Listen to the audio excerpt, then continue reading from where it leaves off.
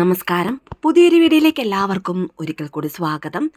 വിഷു മലയാളിക്ക് ഒരു വർഷത്തേക്കുള്ള പ്രതീക്ഷയാണ്. ഏപ്രിൽ പിറന്നാൽ വിഷുവിനുള്ള കാത്തിരിപ്പ് കൂടിയാണ്. വിഷു എന്ന് പറയുമ്പോൾ തന്നെ അടുത്ത ഒരു വർഷത്തേക്കുള്ള ഐശ്വര്യവും സമൃദ്ധിയും കൂടിയാണ് കണക്കാക്കപ്പെടുന്നത്. വിഷുക്കണി എങ്ങനെ ഒരുക്കണം എന്നതുപോലെ തന്നെ പ്രധാനമാണ് വിഷുവിന് നമ്മൾ എങ്ങനെ ഒരുങ്ങണം എന്നത്.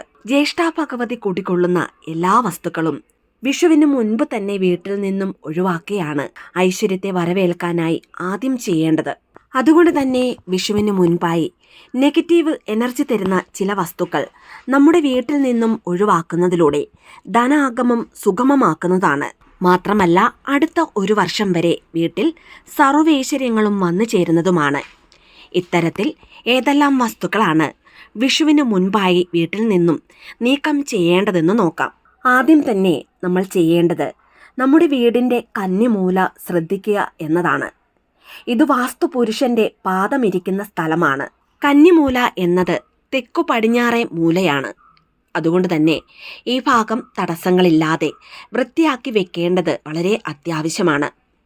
ഈ ഭാഗത്തെ ചപ്പുചവറുകൾ, മാറാല എല്ലാം തന്നെ നീക്കം ചെയ്യേണ്ടതാണ്. നമ്മുടെ വീട്ടിൽ വിഷുക്കണി ഒരുക്കുമ്പോൾ ഈ ഒരു ഭാഗത്ത് മാറാല ഒരു കാരണവശാലും ഉണ്ടാകരുത്. അതുകൊണ്ട് തന്നെ ഇത് വൃത്തിയാക്കുക തന്നെ വേണം. ഇങ്ങനെ മാറാല പിടിച്ചു കിടക്കുന്നത് വീടിനകത്തായാലും പുറത്തായാലും ദോഷമാണ് വരുത്തുന്നത്. ഇനി രണ്ടാമതായി നമ്മുടെ വീട്ടിലെ പൂജാമുറിയും വിളക്ക് വെക്കുന്നിടവുമെല്ലാമാണ് വൃത്തിയാക്കേണ്ടത്. വിഷു എന്ന് പറയുമ്പോൾ ഒഴിച്ചുകൂടാനാവാത്തത് അല്ലെങ്കിൽ പ്രധാനമാണ് വിഷുക്കണി എന്നത്. നമ്മൾ ഓട്ടുരുളിയിൽ കണി വെക്കുന്നത് പ്രപഞ്ചവും കാലപുരുഷനുമെന്നാണ് സങ്കല്പം. അതിനാലാണ് പൂജാമുറിയിലോ അതല്ലാതെ കണി എവിടെയാണോ വെക്കുന്നത് ആ ഭാഗം നല്ലതുപോലെ വൃത്തിയാക്കേണ്ടത് അത്യാവശ്യമെന്ന് പറയുന്നത്. വിഷുക്കണി ഒരുക്കുന്നതിന് മുൻപ് തന്നെ വീട്ടിലുള്ള എല്ലാ നിലവിളക്കും വൃത്തിയാക്കി വെക്കേണ്ടതാണ്. നമ്മൾ ഉപയോഗിക്കാത്തവ പോലും വൃത്തിയാക്കുക. വിഷുദിനം വെക്കുന്ന വിളക്കു മാത്രമല്ല, എല്ലാ വിളക്കുകളും ഇതുപോലെ വിഷുക്കണിക്കുള്ള പീഠവും വസ്തുക്കളും എല്ലാം തന്നെ വൃത്തിയാക്കുക. വിഷുവിന് മുൻപ് തന്നെ വീട്ടിലെ മാറാലയും ചിലന്തി വലയും നീക്കം ചെയ്യേണ്ടതാണ്. മാത്രമല്ല വീടും പരിസരവും വൃത്തിയാക്കുകയും വേണം. വീട്ടിലെ എല്ലാ മുറികളും അടിച്ചു വാരി തുടയ്ക്കണം.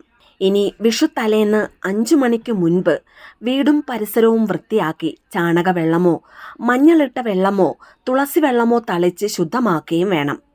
വിഷുവിൻ്റെ തലേ ദിവസവും വിഷു ദിവസവും വീട്ടിൽ മത്സ്യമാംസാദികൾ പൂർണ്ണമായും ഒഴിവാക്കേണ്ടതാണ്.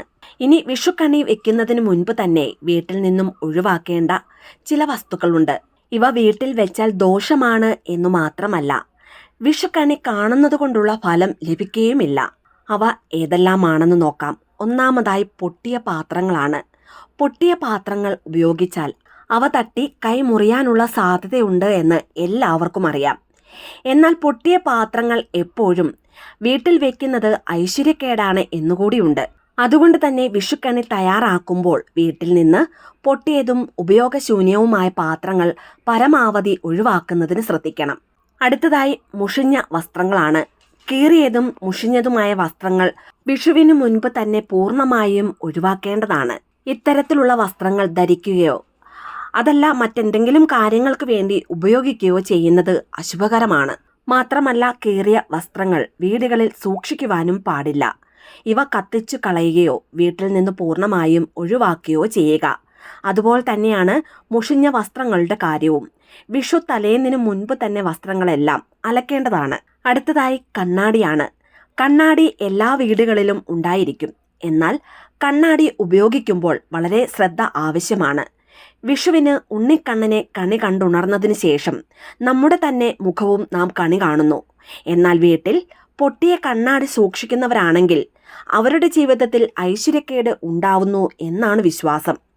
കണ്ണാടി പൊട്ടിയതാണെങ്കിൽ അത് വീട്ടിലേക്ക് ദൗർഭാഗ്യം കൊണ്ടുവരും എന്നാണ് വിശ്വാസം. ഇത്തരത്തിൽ പൊട്ടിയ കണ്ണാടി വീട്ടിൽ വെക്കുന്നതിലൂടെ നെഗറ്റീവ് ഊർജം വർദ്ധിക്കുന്നതാണ്. ഇതിൻ്റെ ഫലമായി അനാരോഗ്യം, തടസ്സങ്ങൾ, അസ്വസ്ഥതകൾ എന്നിവയും ഉണ്ടാകുന്നതാണ്. വിഷു സമയത്ത് മാത്രമല്ല ഒരു സമയത്തും പൊട്ടിയ കണ്ണാടി വീട്ടിൽ വെക്കുന്നത് ശുഭകരമല്ല. അടുത്തതായി പൊട്ടിയ വിഗ്രഹങ്ങളാണ്. നമ്മുടെ വീടുകളിൽ പൂജാമുറിയിൽ വിഗ്രഹം സൂക്ഷിക്കാറുണ്ട്. കണി ഒരുക്കുന്നതിനായി ഉണ്ണിക്കണ്ണന്റെ വിഗ്രഹം ഉപയോഗിക്കാറുണ്ട്. എന്നാൽ കണിയൊരുക്കുന്നതിന് മുൻപായി വിഗ്രഹത്തിന് കേടുപാടുകൾ സംഭവിച്ചിട്ടില്ല എന്ന് ഉറപ്പുവരുത്തേണ്ടതാണ്. ഈ വിഗ്രഹം കണി വയ്ക്കുവാൻ യോജ്യമല്ല. അതുകൊണ്ട് തന്നെ പൊട്ടിയതോ മറ്റെന്തെങ്കിലും പ്രശ്നങ്ങൾ ഉള്ളതോ ആയ വിഗ്രഹങ്ങൾ വീട്ടിൽ വയ്ക്കുവാൻ പാടില്ല. വിഷുവിന് മാത്രമല്ല, ഇത്തരം ചിത്രങ്ങളും വിഗ്രഹങ്ങളും വീട്ടിൽ വെക്കുന്നത് നല്ലതല്ല. ഇത്തരത്തിലുള്ള വിഗ്രഹങ്ങൾ പുഴയിൽ ഒഴുക്കിക്കളയേണ്ടതാണ്. അടുത്തതായി പഴയ ആഹാര സാധനങ്ങളാണ്. പലപ്പോഴും നമ്മൾ ശ്രദ്ധിക്കാത്ത കാര്യമാണ് വീട്ടിൽ സൂക്ഷിച്ചു വെച്ചിരിക്കുന്ന പഴയ ആഹാര സാധനങ്ങൾ. വിഷുവിന് മുൻപ് ഇത്തരത്തിലുള്ള പഴയ ആഹാരങ്ങൾ ഒഴിവാക്കുവാൻ ശ്രദ്ധിക്കുക. മാത്രമല്ല, ആഹാരം ആവശ്യത്തിന് മാത്രം പാകം ചെയ്യുക. വിഷുവിൻ്റെ തലേന്നോ പിറ്റേന്നോ വിഷു ദിവസമോ പഴയ ആഹാരം കഴിക്കുവാനും പാടില്ല. അടുത്തതായി നിങ്ങളുടെ പൂജാമുറിയിൽ അല്ലെങ്കിൽ വിളക്ക് വയ്ക്കുന്നിടത്ത് പഴയ പ്രസാദത്തിൻ്റെ ഇലയും പൂവുമെല്ലാം ഇരിക്കുന്നുവെങ്കിൽ അതും വിഷുവിന് മുൻപ് തന്നെ നീക്കം ചെയ്യേണ്ടതാണ്. ഇത് അമ്പലത്തിലെ പ്രസാദമെങ്കിൽ പോലും കണി കാണുന്നിടത്തു നിന്നും മാറ്റിവെക്കണം. അടുത്തതായി വീട്ടിൽ ഉപയോഗശൂന്യമായ ഇലക്ട്രോണിക് ഉപകരണങ്ങൾ ഉണ്ടെങ്കിൽ അതും നീക്കം ചെയ്യുക. ഇനി കേടായ ഉപകരണങ്ങൾ നന്നാക്കി വെക്കുവാൻ സാധിക്കുമെങ്കിൽ അത് നന്നാക്കി വെക്കുവാൻ ശ്രദ്ധിക്കുക.